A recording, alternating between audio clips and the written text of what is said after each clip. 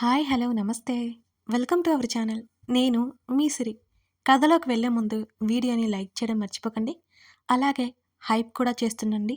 Weekly 3 hypes మాత్రమే వస్తాయి. మర్చిపోకండి. ఏకాంత మంత్రం పార్ట్ 13. గార్డెన్‌లోకి చూస్తూ అర్జున్ కాఫీ తాగుదుగానిరా అని సాహితి మెల్లిగా తల ఎత్తి అర్జున్ వైపు చూస్తూ అడిగింది. సీరియస్‌గా చూశాడు ఆమెని. టక్కున కళ్ళు దించుకుంది. అర్జున్, ఇప్పుడు స్వయంగా నీకు కాబోయే ఆవిడే పిలిచింది. ఇంకా ఆలస్యం ఏంటి? వైష్ణవి నవ్వుతూ అంటుంటే, స్టేషన్‌కి వెళ్తున్నాను వైషు.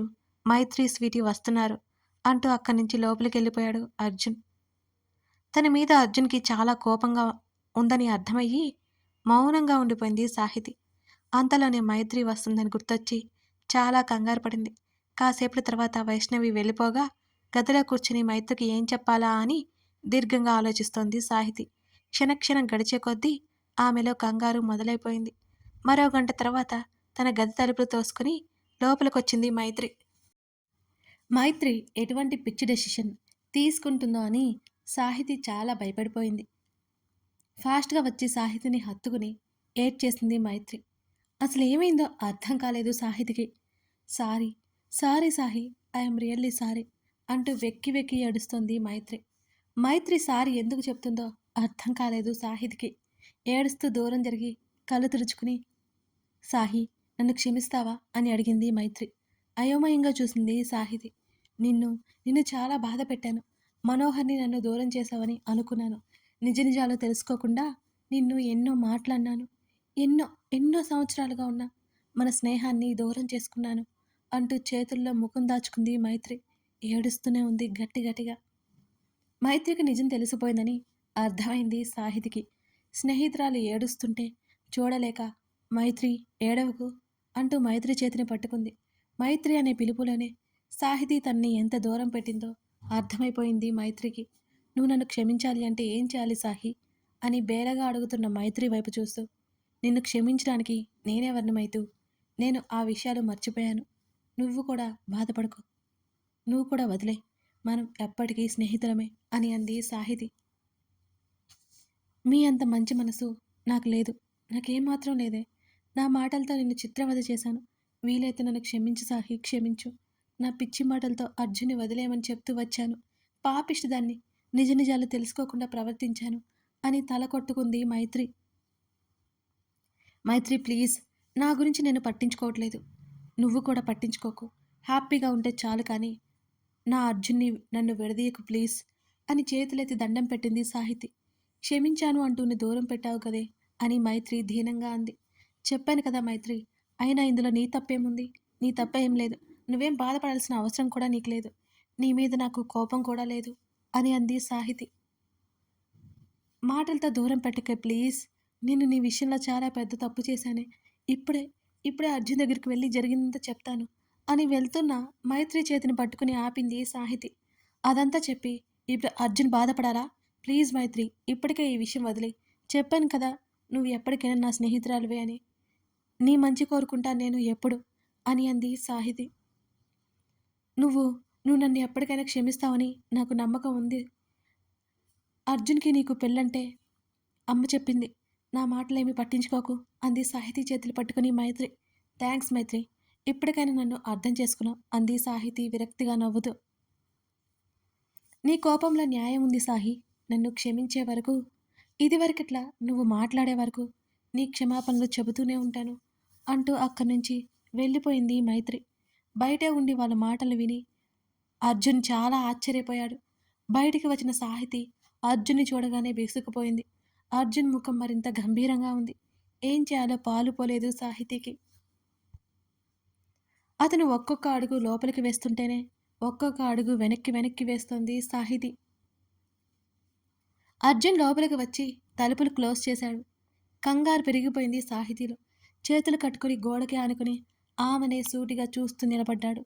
అర్జున్ మౌనం వల్ల క్షణక్షణానికి ఆమె గుండె వేగం విపరీతంగా పెరుగుతోంది.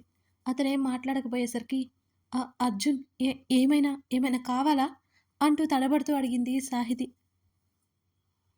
ఇంకా నా దగ్గర ఏమి దాచాలని చూస్తున్నావు సాహి? కంగుమని మోగింది అతని గొంతు. ఉలిక్కిపాటుగా చూసింది అతన్ని సాహితి. అర్జున్, అది మైత్రి మిస్ అయిందంట అంటుంటే షటప్ షాహి అని గట్టిగా అరిశాడు. ఎప్పుడూ కూల్‌గా, స్మూత్‌గా మాట్లాడే అర్జున్ అలా అరవగానే ఏడుపొచ్చేసింది తనకి. కనుగుడ్డు నీళ్లతో నిండిపోయి చెంపల మీద నీటిని కార్చేసింది. ఆమె కన్నీళ్లు చూసి బలవంతంగా కోపాన్ని అదుపు చేసుకోవడానికన్నట్టు అర్జున్ ప్రయత్నం చేశాడు. ఆమె దగ్గరికి రాగానే కళ్ళు దించేసింది ఏడుస్తూనే. సాహి అని సున్నితంగా పిలవగా ఆమె చెంపల మీద కన్నీళ్లు తుడిచాడు. ఆమె చేతిని పట్టుకుని తీసుకెళ్లి బెడ్ మీద కూర్చోపెట్టి ల్యాంప్ టేబుల్ మీదున్న వాటర్ బాటిల్ ఆమెకు అందించాడు. మౌనంగా బాటిల్ అందుకొని నీళ్లు తాగింది. ఆమె పక్కనే కూర్చొని సాహితీ చేతిని తన చేతిలోకి తీసుకున్నాడు అర్జున్. అర్జున్ ఏమి అడుగుతాడో, ఏం చెప్పాలో అర్థం కాక ఆలోచిస్తోంది సాహితి. ఇప్పటికీ అన్ని మనసులు దాచుకుని నీలో నువ్వు బాధపడింది చాలు సాహి. ప్లీజ్ ఇప్పటికైనా నీ బాధ నాతో పంచుకో అని అర్జున్ మృదువుగా అడిగి ఆమె చేతిని సున్నితంగా నొక్కి భరోసాగా వదిలాడు. మరొక్కసారి కళ్ళు తుడుచుకొని అతని వైపు చూసింది సాహితి. ఆమె ఏం చెప్తుందా అన్న ఆతృత నిండి ఉన్నాయి అతని కళ్ళు. చెప్పు సాహి అని మరొకసారి అడిగాడు అర్జున్. అర్జున్ నిజంగా నాకేం తెలియదు, నేనేం చేయలేదు అంది మళ్ళీ కన్నీళ్లు కారుస్తూ. సాహి నీ మీద నాకు నమ్మకం ఉంది. నా సాహి కల్లో కూడా తప్పు చేయదు. కనీసం తప్పుడు ఆలోచన కూడా చేయదు. అసలేమైందో చెప్పు అని అంటూ ఆమె తలనిమిరాడు అర్జున్. తన మీద అంత నమ్మకం చూపిస్తున్న అర్జున్ ప్రవర్తనకి సంతోషంగా అతని చుట్టూ చేతులేసి అతని హృదయంలో ముఖం దాచుకుంది సాహితి. కన్నీళ్లకు స్వేచ్ఛనిచ్చింది. ఆమె బాధని అంచనా వేస్తూ ఆమెను వెన్ను నిమిరాడు అర్జున్ ఓదార్పుగా. ఇన్ని రోజులు మనసులో దాచుకున్న బాధ అతని ముందు బయట పెట్టాలని నిశ్చయించుకొని అతని కౌగిలిలో కొంత సమయం పాటు ఉండి ఊరట చెందుతోంది సాహితి. నెమ్మదిగా తన నుంచి దూరం జరిపి నీకేం భయం లేదు, అసలు ఏం జరిగిందో ఇప్పటికైనా చెప్తావా ఆమె చేతిని నొక్కి పట్టుకుని అడిగాడు అర్జున్. నువ్వు జాబ్ కోసం వెళ్ళాక చాలా జరిగాయి అర్జున్, తెలియకుండానే ఆట బొమ్మనైపోయాను నేను అని దీనంగా చెబుతున్న సాహితిని చూస్తూ మైత్రి నువ్వు మాట్లాడకపోవడానికి అదే రీజనా అని అడిగాడు ఆమె కళ్ళల్లోకి చూస్తూ అర్జున్. అవును అన్నట్టు తల ఊపింది సాహితి. అర్జున్ ఇందులో మైత్రి తప్పు కూడా ఏం లేదు. ఇప్పుడిప్పుడే సంతోషంగా ఉంటోంది. నేను చెప్పాక తన్ని నువ్వు అడగను అని మాట ఇవ్వు. చేతిని ముందుకు చాపింది సాహితి. ముందైతే విషయం చెప్పు, అడగాల వద్దా అనేది ఆ తర్వాత చూద్దాం అన్నాడు అతను ఒక్కింత సీరియస్గా. లేదు ముందు నాకు మాట ఇస్తేనే అని అంది సాహితి. కుదరదు సాహి, నువ్వు మాట అడుగుతున్నావంటేనే ఏదో ఉందని అయిందని అర్థమైంది నాకు అన్నాడు ఆమె చేతిని నెట్టేస్తూ. అది కాదు అర్జున్ అంటూ ఆమె చెప్పబోయేలోపు ఎక్కువసేపు ఇక్కడ ఉండడం బాగోదు సాహి, త్వరగా చెప్తే ఇంటికెళ్ళిపోతాను అని అన్నాడు అర్జున్ కాస్త సీరియస్గా. గతంలోకి వచ్చేయండి. మైతు మిస్ యూనే అంటూ మైత్రిని హత్తుకుంది సాహితి. మిస్ యూ సాహి అంది మైత్రి కూడా. మీరు మీ ఓవర్ యాక్షన్, మీరేం వేరే గ్రహానికి వెళ్ళట్లేదు, అది సాయంత్రం తిరిగి వస్తుందిలే అని ఇద్దరిని గుర్రుగా చూస్తూ అంది వైష్ణవి. ఆ మాటలకి ఇద్దరు ఒక నవ్వు నవ్వారు. టైం చెప్పుకుని బాయ్ చెప్పుకొని అక్కడి నుంచి సాహితి వైష్ణవి చెరో స్కూటీలో కాలేజ్కి బయలుదేరారు. సాహి ఫస్ట్ డే మనం తప్ప ఎవరు కాలేజ్కి వెళ్ళరేమో అని అంది వైష్ణవి. వస్తారులేవా వైషు, అయినా ఇంట్లో ఖాళీగా ఉండి ఏం చేస్తాను చెప్పు అని వైష్ణవిని ఒకసారి చూసి రోడ్డు వైపుకు దృష్టి సారించింది సాహితి. నేనైతే మూవీ చూసుకునేదాన్ని బాగా, ఓటీటీలో బోలెడు మూవీస్ రిలీజ్ అయ్యాయి అని అంది వైష్ణవి గొప్పగా. చాలే రావే అంటూ ఇద్దరు ముందుకు వెళ్తుంటే రోడ్డు పక్కన ఎవరో అమ్మాయితో మాట్లాడుతూ కనిపించాడు మనోహర్. కాస్త ముందుకు వెళ్ళి స్కూటీ ఆపి వెనక్కి తిరిగి మరీ చూసింది సాహితి. నవ్వుతూ మాట్లాడుతూ ఒక అమ్మాయితో పాటు కారు ఎక్కి వెళ్ళిపోయాడు మనోహర్. ఎవరో ఫ్రెండ్ అయి ఉంటుందేమో అనుకుని లైట్ తీసుకుని వైష్ణవి పిలవడంతో ముందుకెళ్ళిపోయింది సాహి. మైత్రి ఇంట్లోనే ఉంటుంది. మనోహర్ కలవాలి అని కాల్ చేశాడు. మైత్రికి ఒంట్లో బాగోలేదు అని బయటికి వెళ్ళనివ్వలేదు అమృత. అయితే మనోహర్కి సారి చెప్పి ఇంట్లోనే ఉండిపోయింది. మైత్రి కలవలేదని డిసప్పాయింట్ అయ్యాడు మనోహర్. సాహితి కూడా కాలేజీకి వెళ్తోంది. అప్పటికే వారం రోజులవుతోంది వెళ్ళబట్టి. సాహి నీకోసం ఎవరో వచ్చారు అని ఫ్రెండ్ చెప్పగా తన కోసం వచ్చింది ఎవరై ఉంటారు అని ఆలోచిస్తూ బయటకు వచ్చింది సాహితి. ఒకవేళ మైత్రి వస్తే ఎవరో వచ్చారని ఎందుకు చెప్తారు? ఆలోచిస్తూ గేట్ బయటికి వచ్చింది సాహితి. ఎవరొచ్చారో చూడ్డానికి. అక్కడున్న వ్యక్తిని చూసి ఎవరన్నట్టుగా చూసింది సాహితి. హాయ్ సాహితి అన్నాడు అతను. ఎవరు మీరు? అంది తన పేరు పెట్టి మరీ పిలుస్తుంటే ఆశ్చర్యంగా చూస్తూ. నేను మనోహర్ ఫ్రెండ్ని. నా పేరు రవి అని అన్నాడతను. ఆ రోజు తనతో మాట్లాడడం గుర్తొచ్చి, హా మీరా ఏంటిలా వచ్చారు అని అడిగింది సాహితి. ఇటువైపు వెళ్తున్నాను సాహి, నిన్ను చూడ్డానికొచ్చాను అని అన్నాడు రవి. ఆ మాటలకి చిరాగ్గా చూస్తూ, నన్ను చూడ్డానికి రావడం ఏంటి అని విసుగ్గా అడిగింది సాహితి. నిజానికి నీతో ఒక విషయం మాట్లాడడానికి వచ్చాను సాహి అని రవి అనగానే, సాహితి అని కరెక్ట్ చేసింది. ఆ సాహితి, చాలా ఇంపార్టెంట్ అని అన్నాడు రవి. ఏంటది? చేతులు కట్టుకుని చురుగ్గా చూసింది సాహితి. ఇక్కడ కాదు, పర్సనల్గా అంటున్న రవి మాటలకు విసుగొచ్చేసి, చూడండి మిస్టర్ రవి, మీరెవరో కూడా చెప్పే వరకు నాకు తెలీదు. మీతో మాట్లాడడానికి ఏముంటాయి, ఏమీ లేదనే అనుకుంటున్నాను. ఇంకోసారి కలవడానికి ప్రయత్నం చేయొద్దు ప్లీజ్ అని అంది సాహితి కాస్త సీరియస్గానే ముఖం పెట్టుకుని. సాహితి, చెప్పాను కదా, చాలా ముఖ్యమైన విషయం అది. మీ ఫ్రెండు మైత్రి గురించే అని రవి చెప్పగానే వెళ్తున్నదల్లా ఆగిపోయి వెనక్కి తిరిగి చూసింది సాహితి. మైత్రి గురించి ఏం చెప్పాలి అని సీరియస్గా అడిగింది. మనోహర్ గురించి చెప్పాలి మీతో అని అంటుంటే, చూడండి, మీరు మనోహర్కి ఫ్రెండ్. ఒకవేళ మీరు నాతో మాట్లాడాలి అనుకుంటే మనోహర్తో వచ్చి మాట్లాడండి అని రవి చెప్పేది వినకుండా అక్కడి నుంచి లోపలికి వెళ్ళిపోయింది సాహితి. చాలా విసుగ్గా అనిపిస్తోంది ఆమెకు. ఆ రోజు అలా గడిచిపోయింది. ఆ రోజు నైట్ అర్జున్కి కాల్ చేసింది అతనితో మాట్లాడాలి అనిపిస్తుంటే. అప్పటికే అలసి బెడ్ మీద వాలిపోయి ఉన్నాడు అర్జున్. డైరెక్ట్గా వీడియో కాల్ చేసింది సాహితి అతన్ని చూడాలి అని అనిపిస్తుంటే.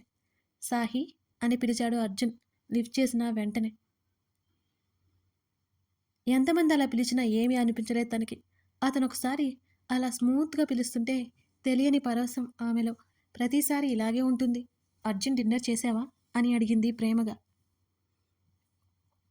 చేశాను సాహి, టైట్గా ఉంటే పడుకున్నా అని అన్నాడు Arjun. Arjun, are you okay? ఒక్కింత కంగారు ఆమెలో.